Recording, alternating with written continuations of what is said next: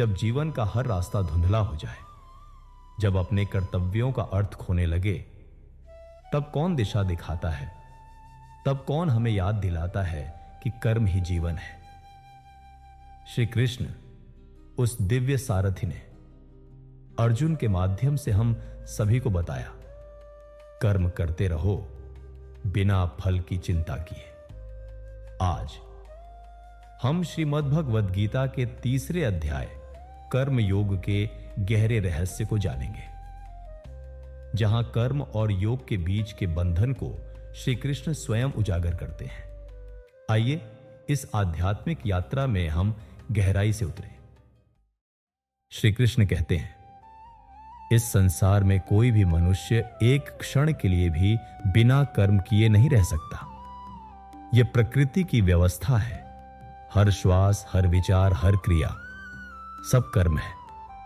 तो फिर सवाल उठता है, किस प्रकार का कर्म हमें बंधन में डालता है और किस प्रकार का कर्म मोक्ष का द्वार खोलता है?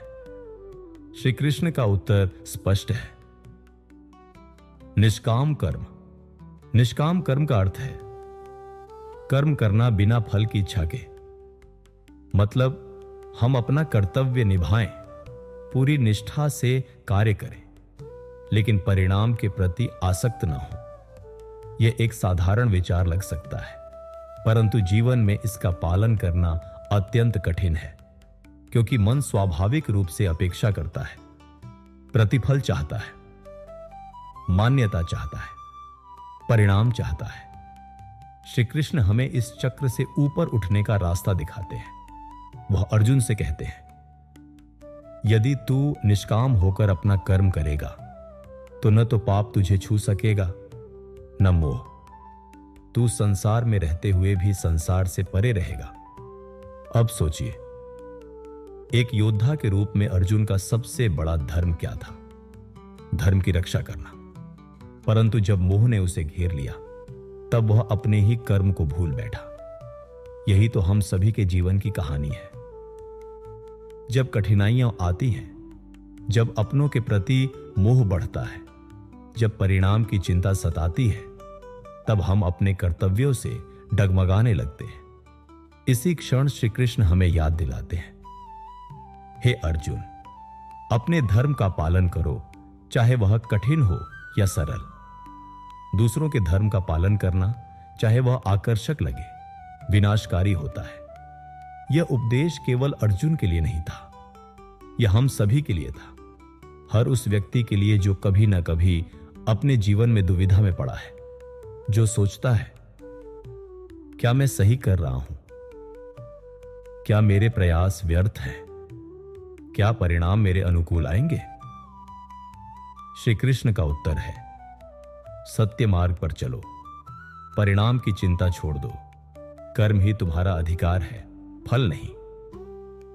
जब हम फल की चिंता से मुक्त होकर कर्म करते हैं, तभी हम सच्ची स्वतंत्रता का अनुभव करते हैं। तभी कर्म भक्ति में बदल जाता है, तभी जीवन एक साधना बन जाता है। यही है कर्म योग का सार। यह अध्याय हमें कर्म के गूढ़ विज्ञान में ले जाता है, जहां साधना और सेवा का अद्भुत संगम होता है, जहां हर कार्य, चाहे वह छोटा हो या बड़ा, यदि सही भावना से किया जाए तो वह ईश्वर की भक्ति बन जाता है। अब प्रश्न उठता है, क्या केवल निष्काम कर्म करने से ही मोक्ष संभव है, या फिर इसके साथ भक्ति और ज्ञान की भी आवश्यकता है? इन्हीं प्रश्नों के उत्तर में आगे श्री कृष्ण हमें कर्मयोग के विस्तृत आयाम सिखाते हैं। वे जहां स्वधर्म, यज्ञ भावना और लोक संग्रह जैसे दिव्य सिद्धांत जुड़ते हैं। आइए अगली कड़ी में हम गहराई से जानें, स्वधर्म का अर्थ क्या है, कर्म में यज्ञ का क्या स्थान है, और कैसे कर्म सेवा बनता है। इस यात्रा में हमारे साथ बने रहिए, क्योंकि ज्ञान की यह अग्नि आपके भीतर छुपी दिव्यता को प्रज्वलित करेगी। स्वधर्म और यज्ञ का गहरा अर्थ। जब अर्जुन ने श्री कृष्ण से पूछा, हे माधव, यदि ज्ञान श्रेष्ठ है तो फिर क्यों आप मुझे युद्ध करने के लिए प्रेरित कर रहे हैं? श्री कृष्ण मुस्कुराए। उन्होंने अर्जुन को समझाया कि केवल ज्ञान से मोक्ष संभव नहीं है जब तक वह कर्म के साथ न जुड़ा हो।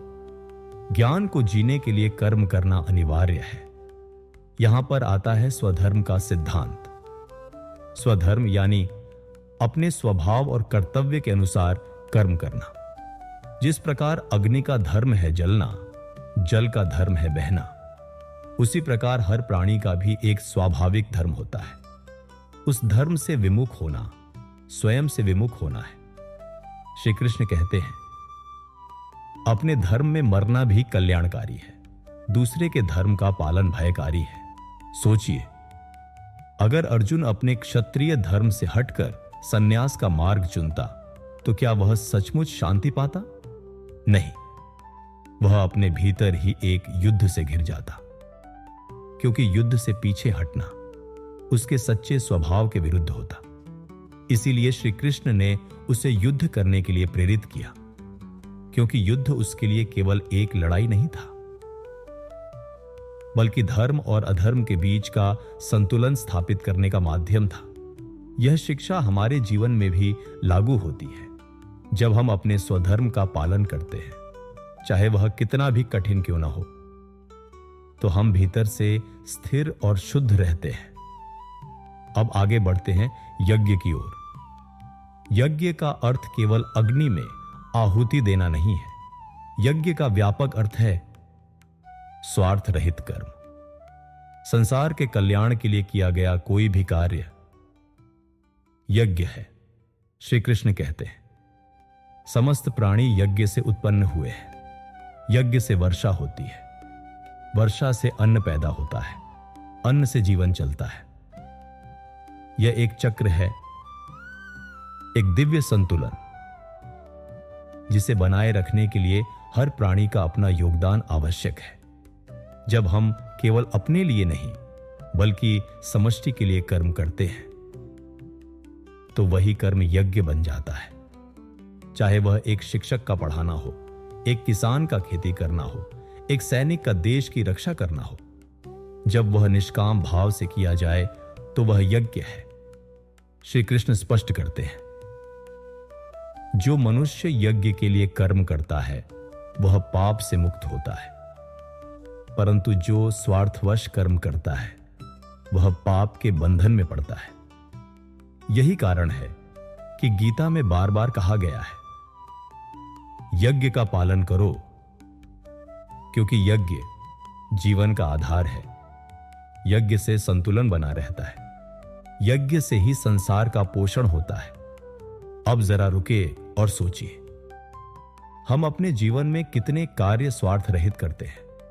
कितनी बार हम केवल देने के भाव से, सेवा के भाव से कर्म करते हैं। यही सवाल श्री कृष्ण हमसे पूछते हैं, यही चुनौती वह हमारे सामने रखते हैं।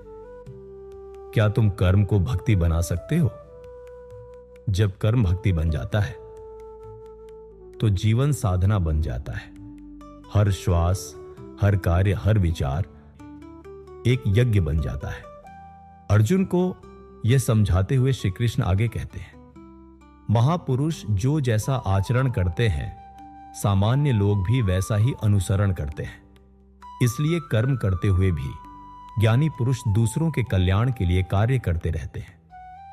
यहां श्री कृष्ण हमें एक और गहरी बात सिखाते हैं। लोक संग्रह यानी समाज के लिए, लोगों के हित के लिए कर्म करना, अपनी मुक्ति के लिए नहीं बल्कि सबके कल्याण के लिए। कर्म, यज्ञ, स्वधर्म और लोक संग्रह, ये चारों एक दूसरे से गहराई से जुड़े हुए हैं। यही गीता के कर्मयोग के 4 स्तंभ हैं। अब अगले भाग में हम जानेंगे कर्म और मोह के बंधन को कैसे तोड़ा जाए, कैसे ज्ञान और भक्ति से कर्म को पवित्र बनाया जाए, और श्री कृष्ण द्वारा दिया गया वह रहस्य जो आत्मा की स्वतंत्रता की कुंजी है।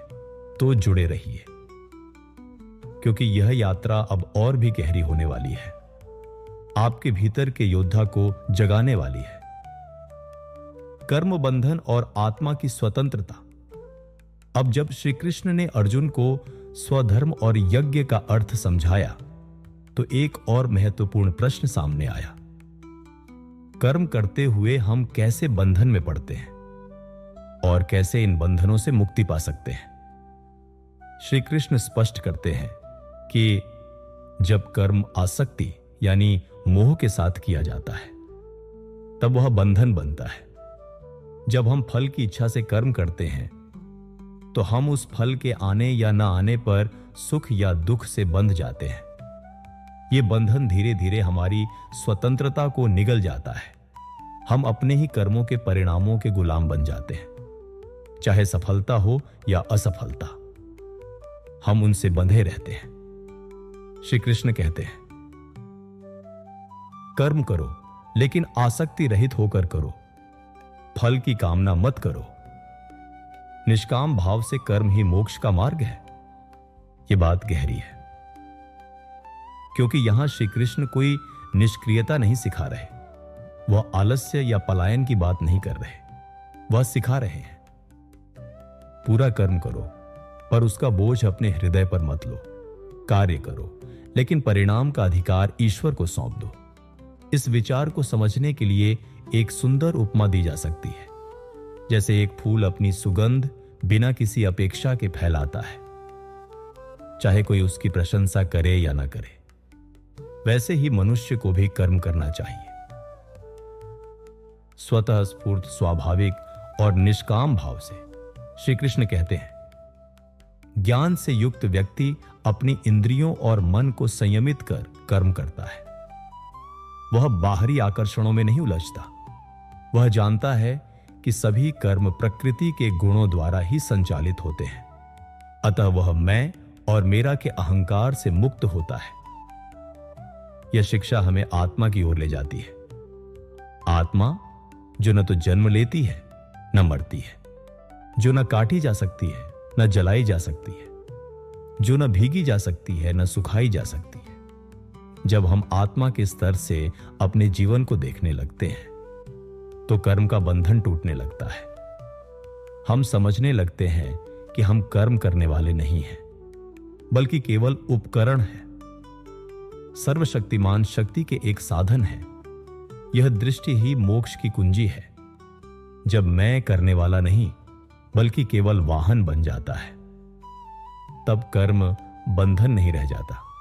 तब कर्म पूजा बन जाता है, सेवा बन जाता है, भक्ति बन जाता है।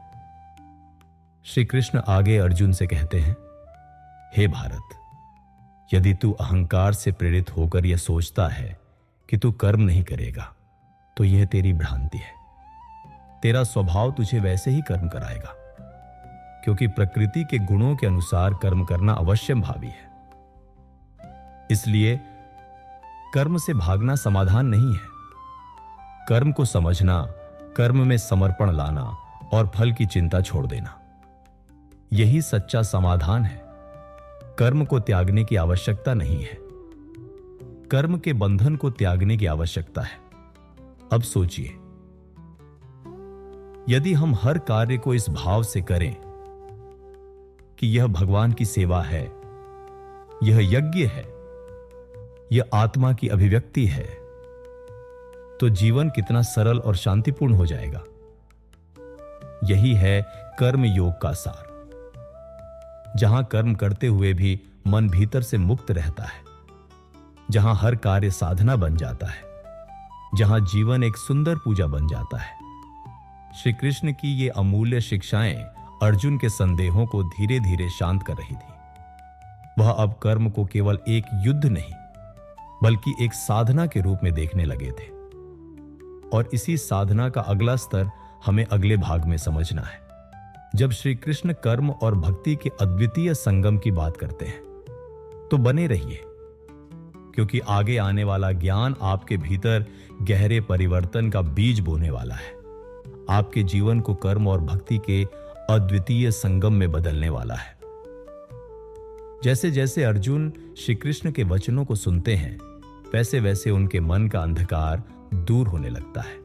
श्री कृष्ण अब उसे बताते हैं कि यदि कोई ज्ञान को प्राप्त कर ले, फिर भी केवल ज्ञान में स्थित होकर कर्म न करे, तो वह संसार में बंधा ही रहेगा। कर्म से भागना कभी समाधान नहीं हो सकता। कर्म से ही व्यक्ति अपनी आत्मा की शुद्धि कर सकता है। श्री कृष्ण अर्जुन को एक अत्यंत सुंदर दृष्टांत देते हैं। जैसे अज्ञानियों के बीच ज्ञानी भी सामान्य भाव से कर्म करता है, वैसे ही उसे भी दूसरों को प्रेरित करने के लिए निष्काम भाव से कर्म करना चाहिए। क्योंकि यदि ज्ञानी व्यक्ति कर्म नहीं करेगा तो साधारण लोग भी कर्म से विमुख हो जाएंगे और संसार का संतुलन बिगड़ जाएगा। कर्म करते हुए अहंकार का त्याग करना ही सच्चा ज्ञान है। मैं कर रहा हूं, इस अहंकार को त्याग कर जब व्यक्ति यह जानता है कि प्रकृति के गुण ही कार्य कर रहे हैं, तब वह मुक्त होता है। वह साक्षी भाव में स्थित होकर सब कुछ करता है, पर भीतर से निर्लिप्त रहता है। यह वही रहस्य है जो साधक को मोक्ष के मार्ग पर अग्रसर करता है। श्री कृष्ण आगे अर्जुन को चेताते हैं, मोह, क्रोध और लोभ ये 3 नरक के द्वार हैं। जो इनसे बच जाता है वही अपना कल्याण कर सकता है। मोह हमें बांधता है, क्रोध हमारी बुद्धि को नष्ट करता है और लोभ हमें पथभ्रष्ट करता है। इसलिए अर्जुन को उपदेश देते हुए श्री कृष्ण कहते हैं, इन्हें छोड़ो और धर्म के मार्ग पर अडिग रहो। और फिर आता है एक अत्यंत महत्वपूर्ण उपदेश, अपना स्वधर्म पालन करना, चाहे वह कमजोर क्यों ना हो, पराये धर्म का पालन करने से श्रेष्ठ है। स्वधर्म यानी वह कर्तव्य जो हमारी प्रकृति, गुण और स्थिति के अनुसार है। दूसरे के धर्म का अनुकरण करना, चाहे वह कितना भी आकर्षक क्यों न लगे, अंततः विनाश का कारण बन सकता है। अंत में श्री कृष्ण अर्जुन से कहते हैं, तुम मोहवश जो सोच रहे हो उसे त्यागो, श्रद्धा से मेरी शरण में आओ, मैं तुम्हें समस्त पापों से मुक्त करूंगा। इसलिए उठो, युद्ध करो और अपने धर्म का पालन करो। श्री कृष्ण का यह उपदेश केवल अर्जुन के लिए नहीं, बल्कि हम सभी के लिए है। जीवन एक संग्राम है जहां हम अपनी आलस्य, मोह, क्रोध और लोभ से लड़ते हैं। यदि हम निष्काम भाव से अपना कर्म करें, श्रद्धा से ईश्वर की शरण लें, तो निश्चित ही हम भीतर से मुक्त और शांत हो सकते हैं। प्रिय साथियों, अध्याय 3 कर्म योग का यह गहन ज्ञान हमें सिखाता है कि कर्म ही धर्म है और कर्म ही मुक्ति का साधन है। यदि आपको यह गहरा संदेश पसंद आया हो तो नीचे लिंक पर क्लिक करें और लाइक, सब्सक्राइब, शेयर करना न भूलें। जय श्री कृष्ण।